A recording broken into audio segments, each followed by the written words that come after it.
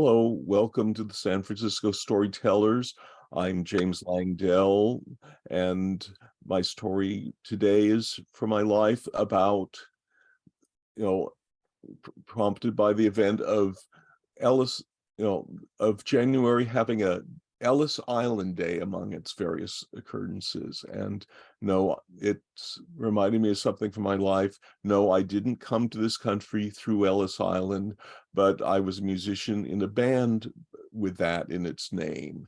And sort of how that came about was, in 1980, I had gone traveling in the British Isles and Ireland and Europe, on the cheap, just seeing a lot of things. And I wound up being able to extend the trip more by raising money every few days, playing clarinet on the streets when I found a good opportunity for that. And I would, play some pieces I'd memorize. I try to remember some other pieces that I'd play or improvise on. And a number of times I found I remembered those pieces badly and realized after I'd, worked something up and played it that no, I'd come up with a melody that was completely different. So I had come up with a melody one way or the other. So I, played for a number of months, had done that before returning to California.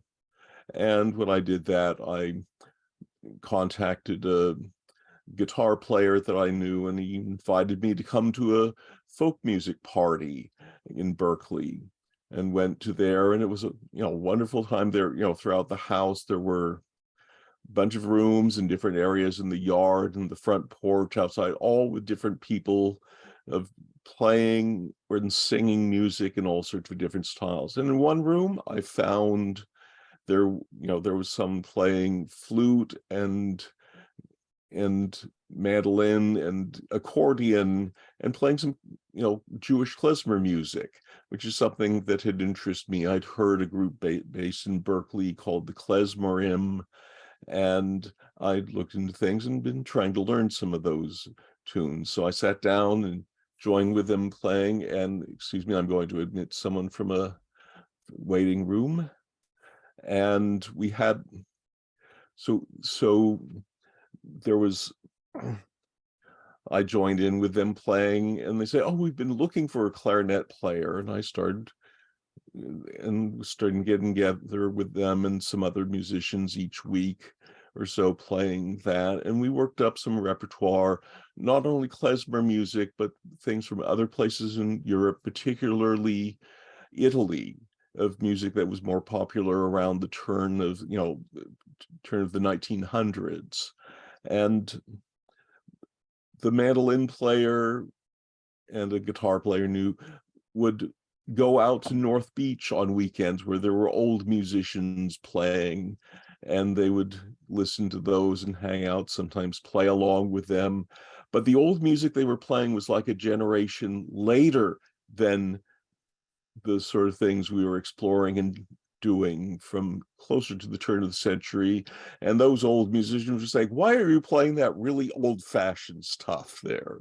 That's there. So we felt we were breaking ground, and we got experience enough and had enough repertoire that we thought, okay, we can start being a band and have a name. Well, we needed a name. Well, we spent a long time discussing and coming up with a name. There were some names that would sound Jewish or klezmer music, but it wasn't all of what we did. We tried to find a name that would encompass that. And for a while, we considered the name Grandmother's Wedding Band, because it would play off both just, like the wedding ring that your grandmother had, but also wherever your grandmother came from, we would probably play some music that was heard at her wedding.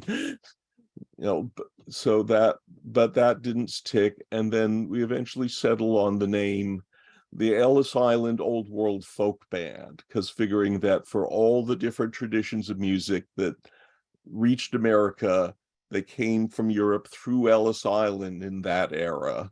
So whatever associations, positive or negative, there might be with the Ellis Island experience, it was a common thread for that. So we played for a number of years in that. And one place we found we were welcome, would go nearly every Saturday, late, you know, late morning, out at Berkeley Square, outdoor thing, and there's a coffee place and a omelette place and a number of places that people eat or eat outside or just hang out and sit. And there was some in shop, and we would just stand out there and play. And we got a following of some people who come each week, some people who, I think we even found some people who started joining us and playing on that.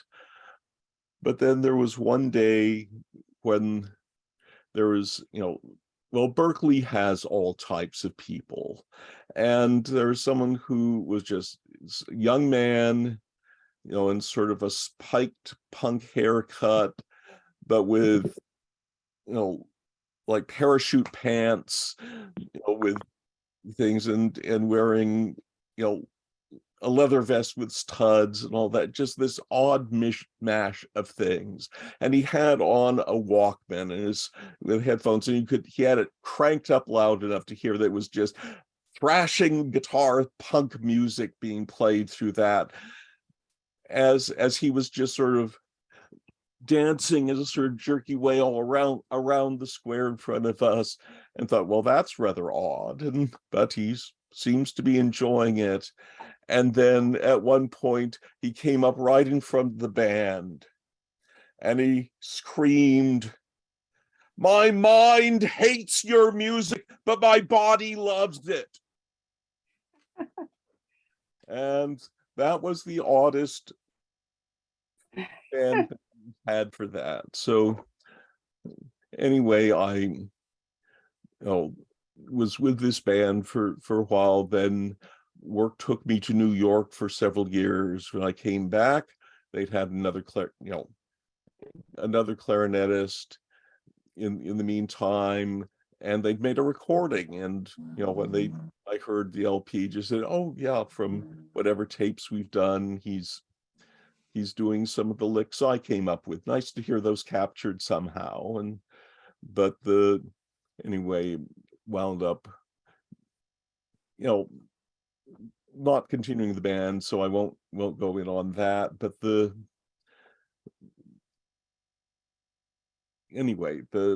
I think I'll leave the story at that point on there. So thank you. Very good. Interesting. I'll stop the recording as soon as I can find the right button for that now. Pause, stop recording. Okay. Yes, I'll